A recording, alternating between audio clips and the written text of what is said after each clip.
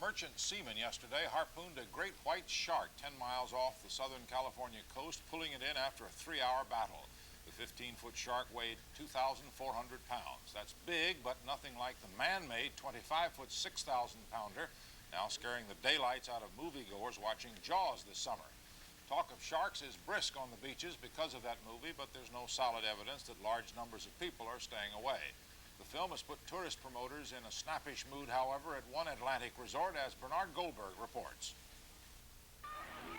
It may not look it, but it's only make-believe. A scene from the movie Jaws, a scene of panic, a 25-foot killer shark on the attack, swimmers racing for their lives.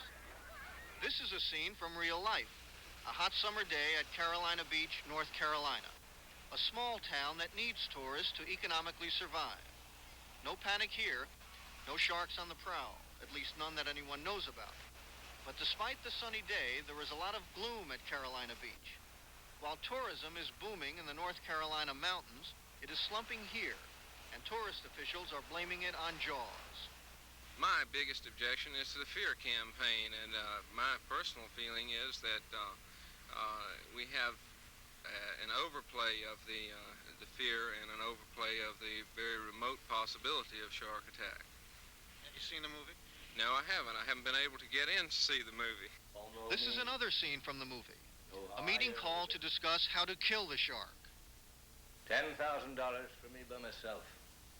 For that you get the head, the tail, the whole damn thing. It may be affecting. In Carolina Beach, a meeting call to discuss how to fight what is being called Jaws-omania, a meeting to figure out ways to counter the movie's effects.